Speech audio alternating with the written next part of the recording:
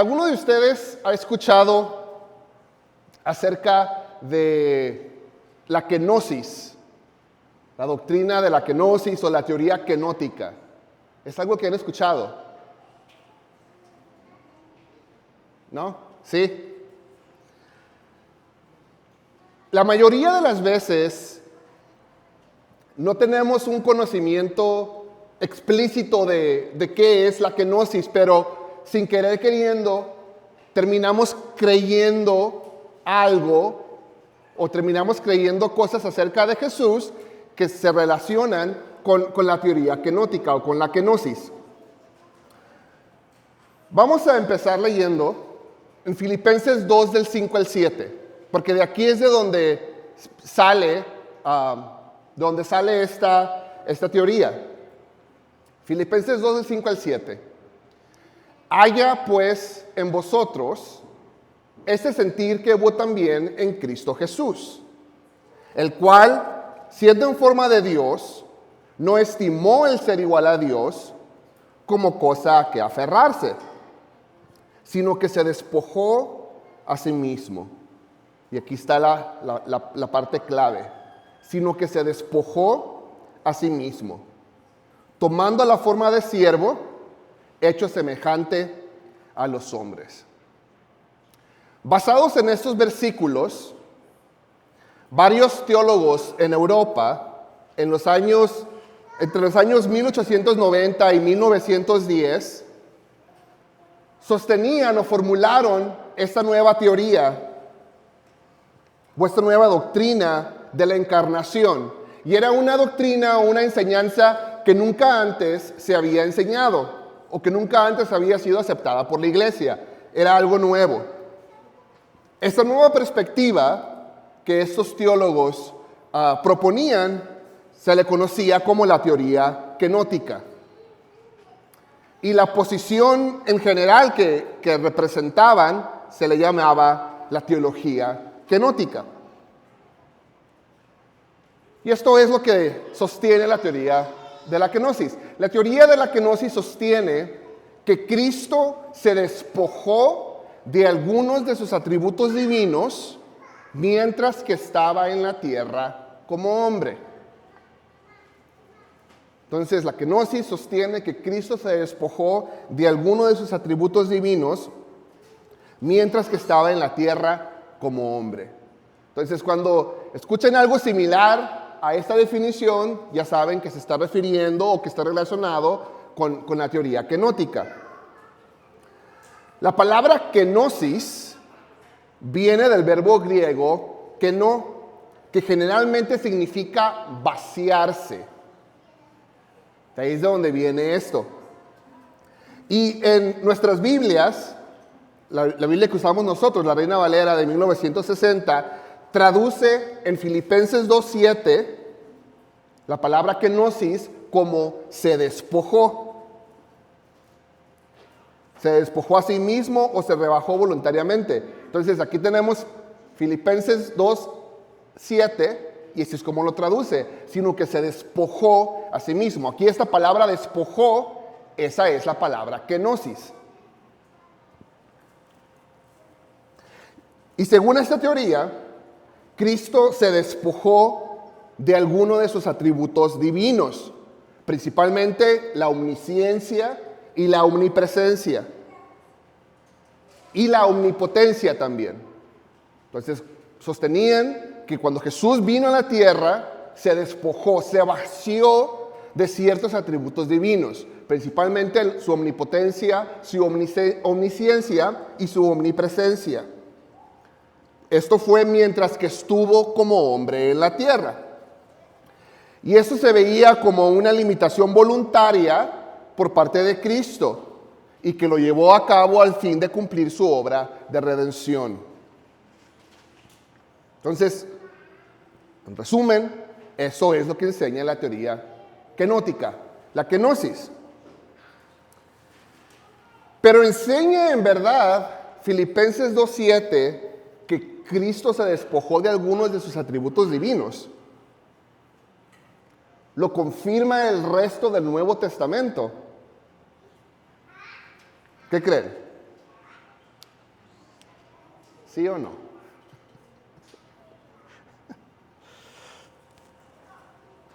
La evidencia de las Escrituras nos dice que la respuesta es no para ambas preguntas. Y eso es lo que vamos a estudiar hoy. Vamos a ver 5 razones por las que la teoría kenótica es incorrecta.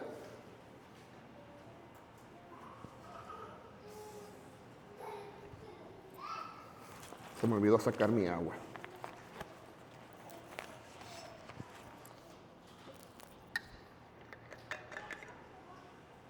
Razón número 1.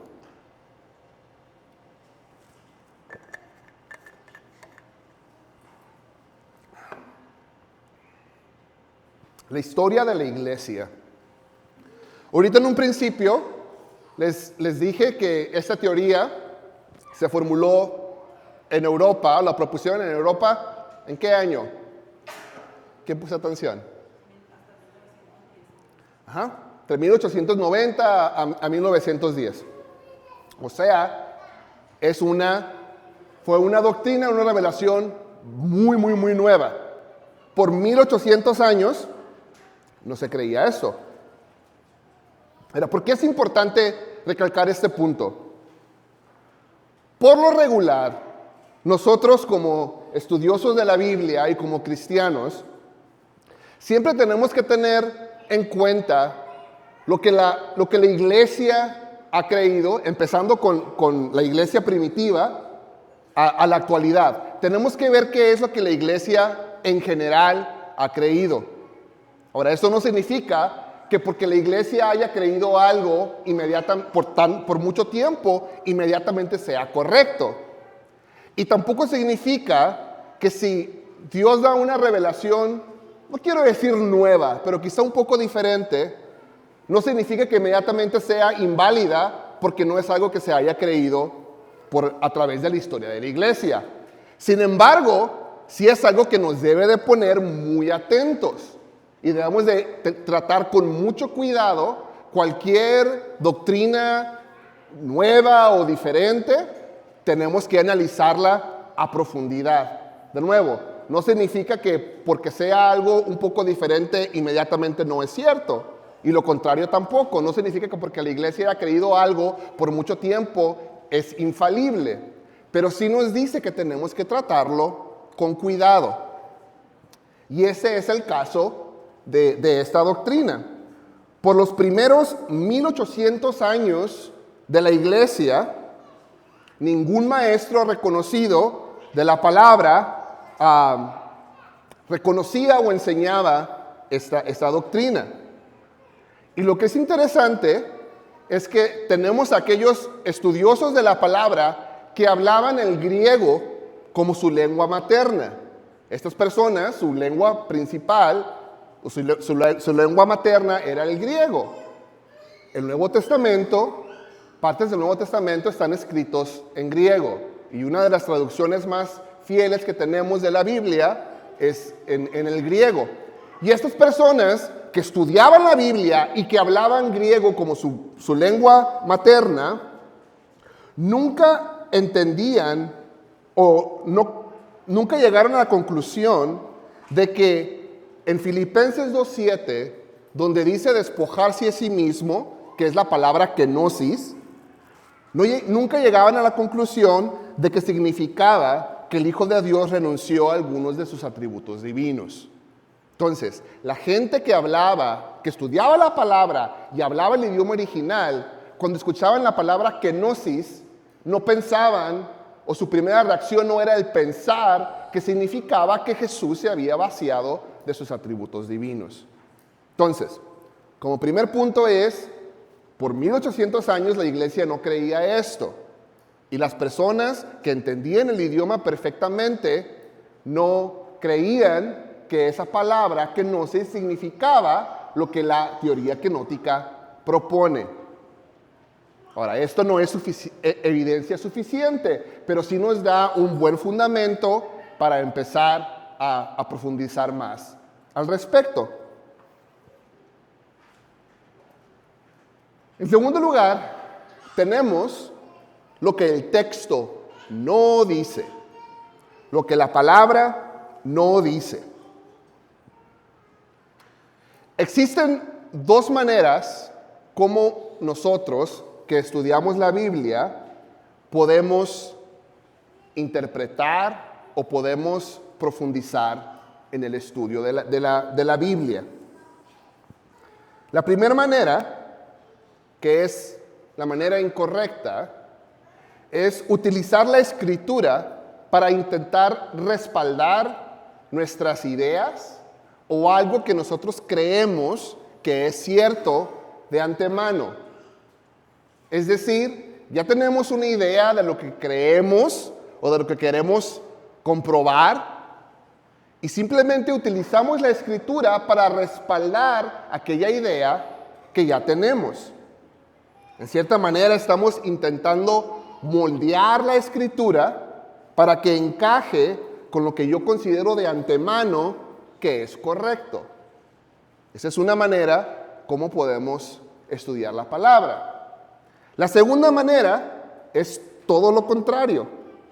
En vez de intentar moldear la Escritura para que encaje con nuestras ideas, debemos dejar que la Escritura moldee nuestras ideas. Y que sea la Biblia misma la que nos esté hablando y la que nos esté dando las conclusiones, no al revés. Este es un tema muy amplio, es un tema muy interesante. Se le llama hermenéutica. No sé si han escuchado esa palabra anteriormente. Pero la hermenéutica es el estudio de la interpretación de la Biblia. Hay una manera de cómo uno debe de estudiar la Biblia. Ahora, volviendo al tema, tenemos que dejar que la Biblia hable por sí misma.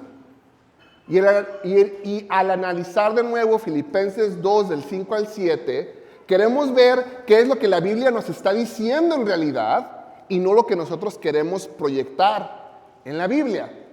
De nuevo, leemos Filipenses 2 del 5 al 7.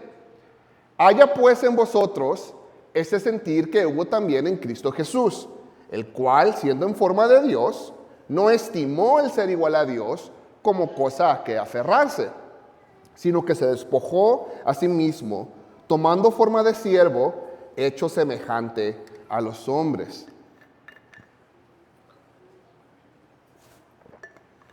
En ningún momento estos versículos dicen o implican que Cristo se despojó de alguno de sus poderes o que se vació de alguno de sus atributos divinos o nada que se le parezca a esto.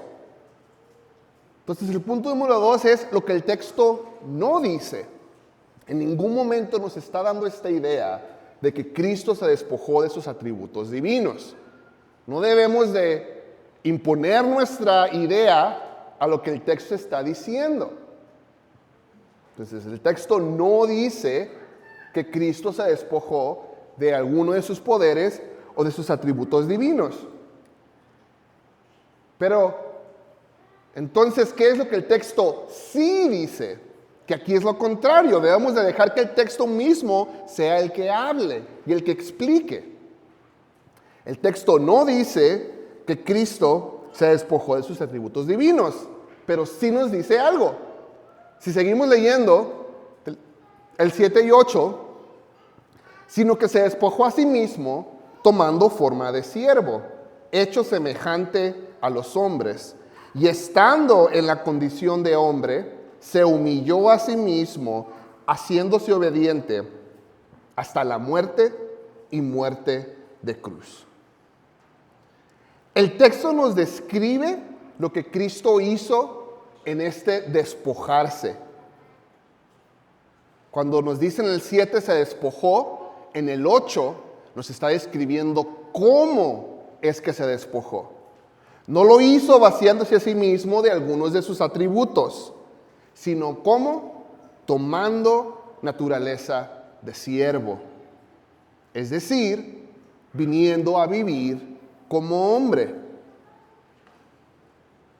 Cuando lo vemos de esta manera, el contexto mismo interpreta que este despojarse significa el humillarse a sí mismo, el tomar una posición inferior. El texto mismo nos está diciendo de qué manera se despojó. Nos está diciendo cómo debemos de interpretar esta palabra, kenosis.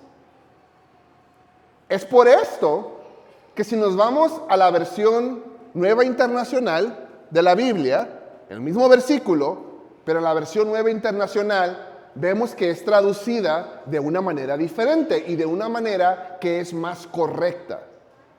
Filipenses 2 del 5 al 7, de nuevo, pero ahora en la Nueva Versión Internacional. La actitud de ustedes debe ser como la de Cristo Jesús, quien siendo por naturaleza Dios, no consideró el ser igual a Dios como algo a que aferrarse.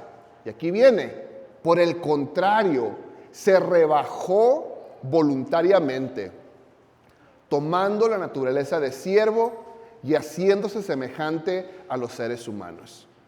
La Nueva Versión Internacional traduce kenosis como rebajarse voluntariamente. La Reina Valera la traduce como se vació a sí mismo. Hay una diferencia aquí de la idea que nos está dando la traducción. Y lo que nos está diciendo aquí es que ese despojamiento incluye un cambio de papel y de posición, no de atributos esenciales ni de naturaleza. El texto mismo nos está explicando qué significa ese vaciarse, ese despojarse. También cuando analizamos una porción de las Escrituras, debemos de dejar, como decíamos ahorita, que sea la misma Escritura la que nos interprete, la que nos dé las ideas. Al mismo tiempo, es muy útil cuando estudiamos una porción el entender el contexto del pasaje y el propósito por el cual el autor estaba escribiendo esa porción en particular.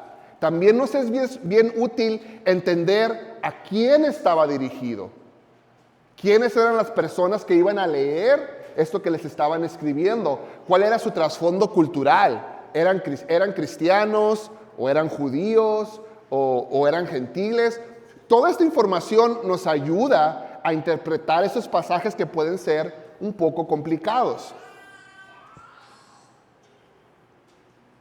Entonces, aplicando este principio, ¿qué es lo que Pablo quería enseñarles a los filipenses con esta porción de las Escrituras?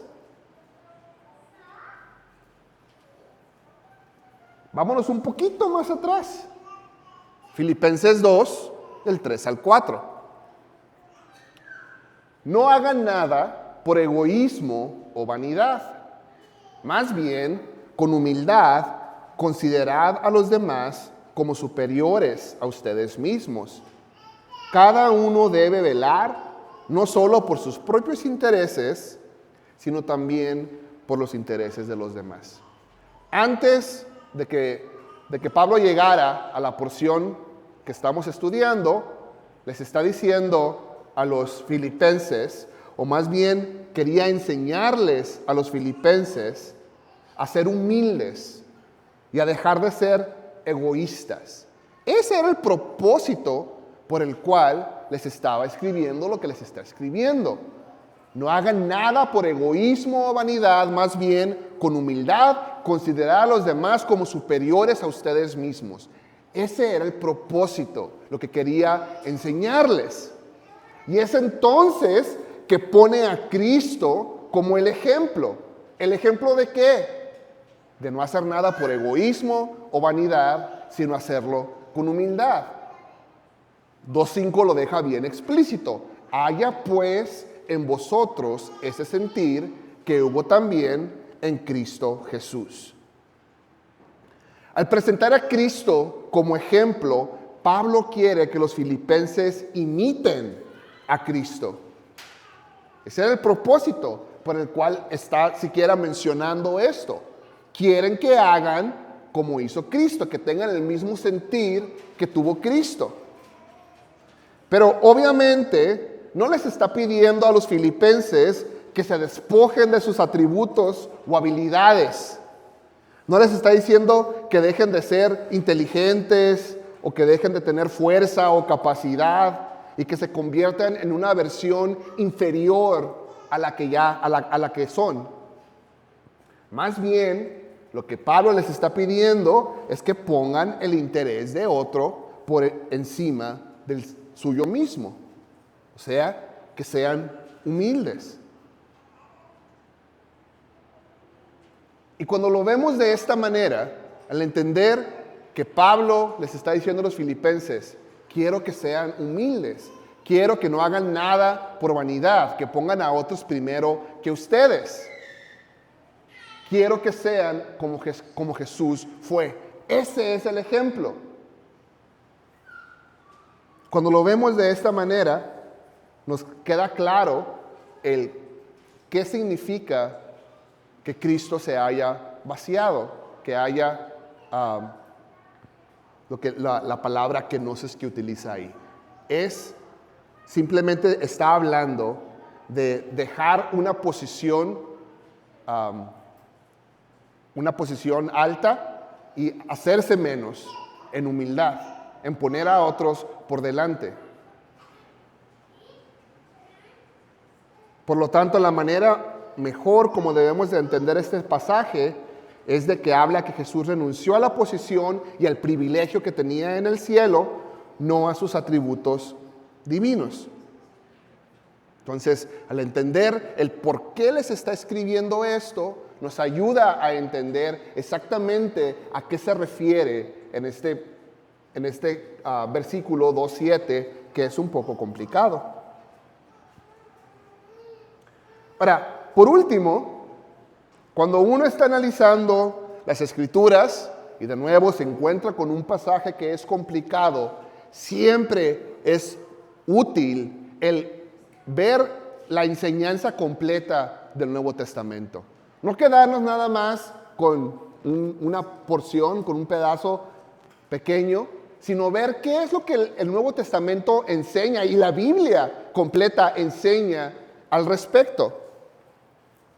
Y si fuera cierto que algo tan importante como que el Hijo eterno de Dios se despojara de parte de su divinidad, de alguno de sus atributos, que hubiera dejado de ser omnipresente o omnisciente o omnipotente, si esto fuera cierto, esperaríamos que el Nuevo Testamento lo enseñara claramente y repetidamente.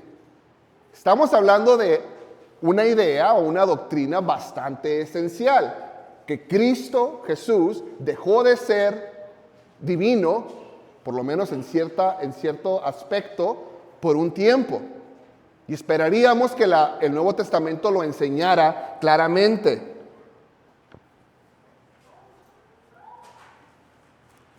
Pero no es lo que vemos, no es lo que encontramos. No podemos basarnos en un solo versículo y en una interpretación un poco dudosa de un versículo para formar una doctrina tan importante como lo es esta.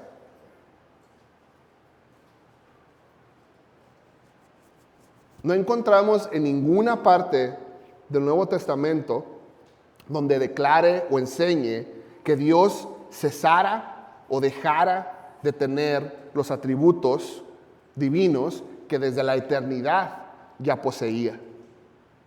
No es lo que encontramos al estudiar el Nuevo Testamento. Quizá la única parte que es un poco complicada de explicar, se me viene a la mente una ocasión, a ver si alguien más piensa lo mismo.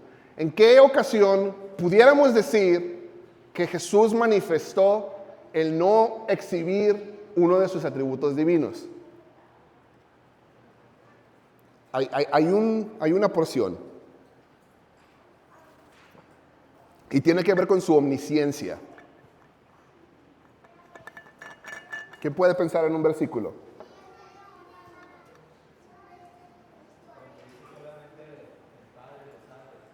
Así es. Si fuéramos a tomar un versículo para decir, no, aquí enseña claramente la kenosis, aparte de Filipenses 2:7, tendría que ser este versículo, Mateo 24:36. Pero en cuanto al día y la hora, nadie lo sabe, ni siquiera los ángeles del cielo, ni el Hijo, sino solo el Padre. Entonces la pregunta es, si Jesús no se vació de ninguno de sus atributos divinos, si Jesús no dejó de tener ninguno de sus atributos divinos, y uno de esos atributos es la omnisciencia, que significa que Dios lo sabe todo, ¿por qué dice en Mateo 24:36 que el Hijo no sabe la hora? Aquí está hablando del regreso de Dios, está hablando de los tiempos finales. Dice, ni el Hijo lo sabe, sino solo el Padre. Filipenses 2:7 y este versículo en particular son los que en un tiempo me hicieron pensar o ver que la teoría kenótica era correcta. Ahora, nunca le di mucha importancia en realidad, no es algo que por lo que haya perdido el sueño. Simplemente en algún momento, me acuerdo, estaba en la universidad, escuché acerca de la kenosis, se me vino este versículo a la mente y pensé, pues sí encaja, sí está bien. No le di mucha importancia. Y por eso les decía que la mayoría de las personas no es algo que le dan mucha importancia, pero puede que tengamos esa noción. Entonces, este versículo con Filipenses 2:7 es lo que podríamos tomar para creer la kenosis. Pero como vimos, hay problemas con esta doctrina, lo acabamos de estudiar. Sin embargo, aún tenemos que explicar este pasaje. Entonces, ¿por qué puede decir que el Hijo no sabe algo y al mismo tiempo poder decir que el Hijo, Jesús, es omnisciente?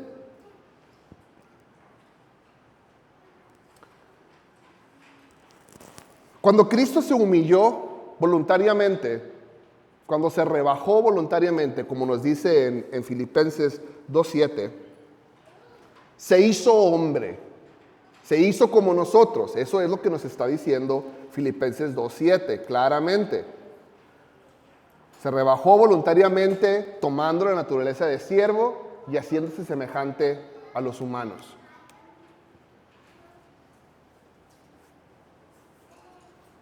Cuando Cristo se humilló voluntariamente y se hizo hombre, limitó el uso de ciertos atributos divinos. No dejó de tener sus atributos divinos, pero sí se limitó. Y podemos ver ejemplos, ya estudiamos algunos de ellos.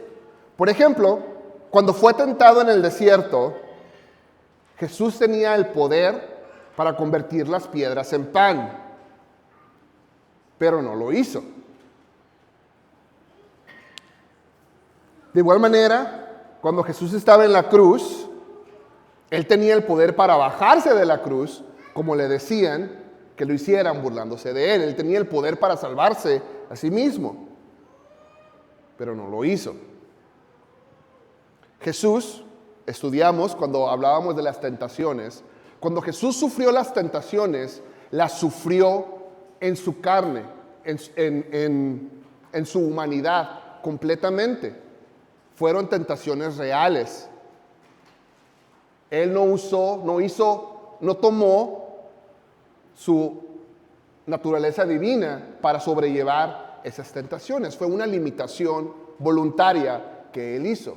Sin embargo, limitar algunos de sus atributos voluntariamente no es lo mismo que despojarse, o no es lo mismo que dejar de tener esos atributos.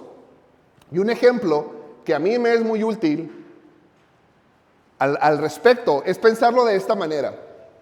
¿Cuántos de ustedes como padres juegan luchitas con sus hijos pequeños o jugaron luchitas con sus hijos pequeños cuando sus niños estaban chiquitos? ¿No jugaban luchitas con ellos? ¿Qué pasaría si cuando ustedes están jugando luchitas con ellos, en realidad usan toda su fuerza? Uno está voluntariamente limitando su habilidad. Y hasta le jugamos como que, ay, no, me duele y no puedo. Pero no es cierto. Somos muchas veces más fuertes que nuestros hijos. Pero limitamos nuestra fuerza con un propósito, el jugar con ellos, el divertirnos con ellos. Pero esa limitación que nos ponemos voluntariamente no significa que estemos dejando nuestra fuerza, no dejamos de ser igual de fuertes. Simplemente estamos por un tiempo limitando voluntariamente el uso de ciertas habilidades que tenemos. Lo podemos ver de esta manera con Jesús también. Jesús nunca dejó sus habilidades divinas, sus características divinas siempre estuvieron ahí. Pero por un tiempo, mientras estuvo aquí en la tierra, limitó el uso de esas habilidades divinas. En ninguna parte en la Biblia se nos dice, ni explícitamente, ni se nos da a entender que Jesús no era completamente Dios. Es todo lo contrario, de hecho. Y este versículo, Mateo 24:36, lo podemos entender de esa manera. Jesús estaba limitando su omnisciencia con un propósito mientras estaba aquí en la tierra, pero eso no significa que haya dejado de tenerlas. En realidad, si la teoría kenótica fuera cierta, ya no podríamos afirmar que Jesús era completamente Dios mientras estaba aquí en la tierra. La teoría kenótica niega en última instancia la plena deidad de Cristo Jesús y hace de Él algo menos que Dios completo. Y el Nuevo Testamento, en cientos de versículos, explícitamente llama a Jesús Dios y Señor. Lo estudiamos la sesión pasada. Vimos tantos versículos donde explícitamente se le llama a Jesús Dios. Y Jesús mismo afirma que es Dios.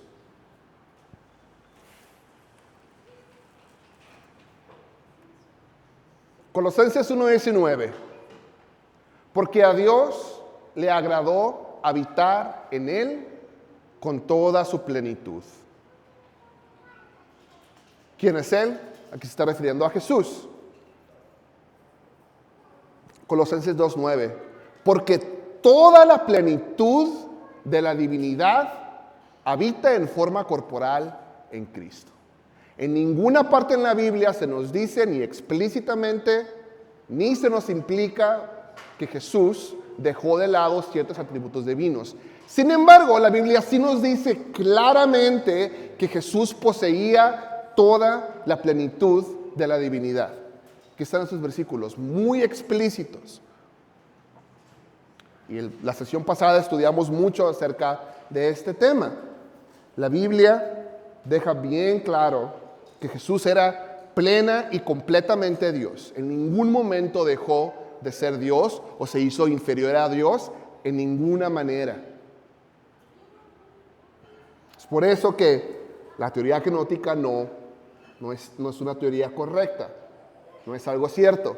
Y de nuevo, sé que no es algo que por lo que perdamos el sueño o algo a lo que le pongamos mucha atención, pero así como yo, sin querer queriendo, creía que si era cierta, no le había puesto atención, pero siempre es importante el entender el qué creemos y el por qué lo creemos.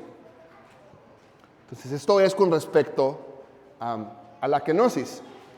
Pero antes de terminar, quiero hablar un poquito de por qué es necesaria la deidad de Jesús.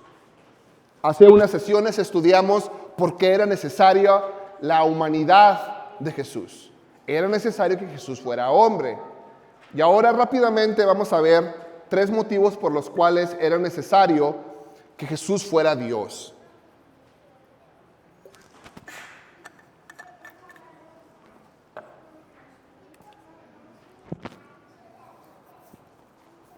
Era necesario que Jesús fuera Dios porque solo el infinito Dios podía llevar sobre sí todo el castigo de todos los pecados de todos los que creerían en Él. Cualquier otra criatura finita no hubiera podido cargar con ese castigo. Y estudiamos esto un poco. Veíamos cómo en el Antiguo Testamento, todo el Antiguo Testamento, el pueblo de Israel se dedicaba a hacer estas ceremonias, estos sacrificios que venían y cubrían el pecado del pueblo, pero solamente lo cubrían por un tiempo. Tenían que seguir haciendo esos sacrificios una y otra vez. Ahora, Cristo vino a hacer nuestro sacrificio, a tomar nuestro lugar. Esos sacrificios que se realizaban en el Antiguo Testamento eran una imagen de Cristo que iba a venir y iba a hacer el sacrificio perfecto. Pero iba a ser una sola vez y para siempre y para toda la humanidad. A diferencia de esos animales que se utilizaban para sacrificio, que eran seres finitos, Dios mismo en Jesús tomó ese lugar y por ser un Dios infinito, una criatura infinita, una criatura divina, Él pudo tomar el pecado de todos para siempre y pagar el precio de los pecados. Y el castigo, el pago del pecado fue saciado, porque fue un Dios infinito el que lo estaba pagando. Ninguna criatura creada, ningún ser finito hubiera satisfacido el pago que era necesario por el pecado. Por eso es que era necesario que Jesús fuera divino, que fuera Dios. Ahora, también era necesario que fuera hombre, porque estaba tomando el lugar de los hombres.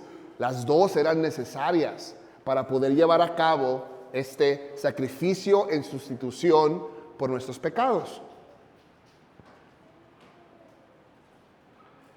La salvación viene del Señor.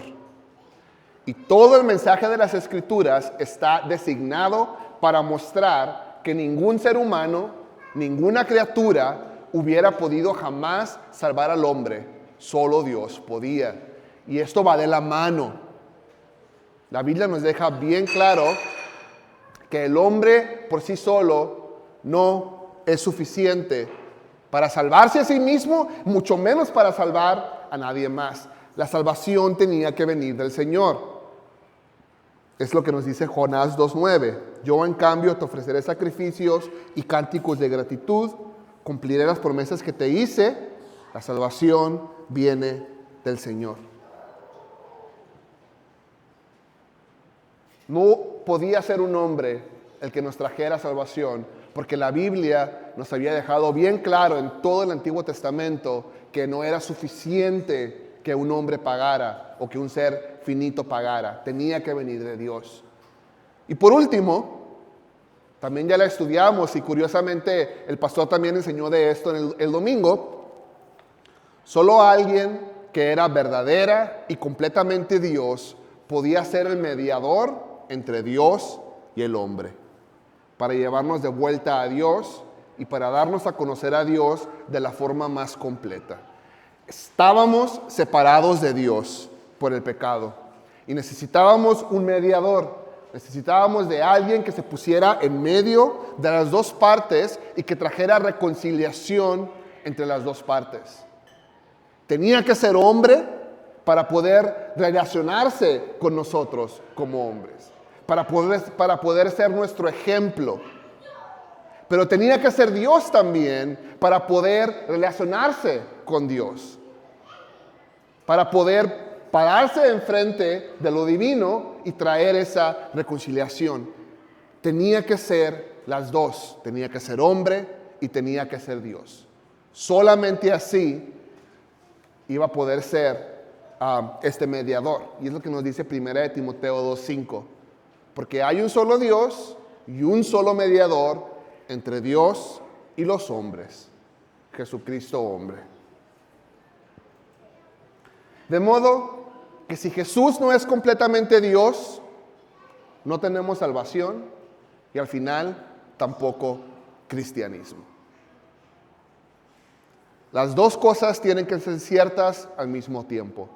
Dios, Jesús, fue completamente hombre, pero Jesús también fue completamente Dios al mismo tiempo. Y es una paradoja y es complicado el entenderlo. Y nunca vamos a poder entender completamente cómo es posible que Jesús fuera completamente Dios y completamente hombre al mismo tiempo. Pero sí podemos intentar entender un poco acerca de la encarnación. Y eso es el tema que vamos a estudiar la siguiente sesión. Y vamos a intentar responder a la pregunta: ¿cómo es que la divinidad y la humanidad completa pudieran habitar en la persona de Jesús? Ese es el tema siguiente, y con ese tema vamos a terminar el tema de la persona de Jesús. Vamos a orar. Gracias, Padre, por tu palabra. Gracias por tu Hijo. Gracias porque reconocemos que es solamente por medio del sacrificio de Jesús que podemos acercarnos ante tu trono, que podemos alcanzar la salvación, porque Jesús lo hizo todo. Gracias, Padre. Gracias por tu gracia. Gracias por tu amor que no merecemos.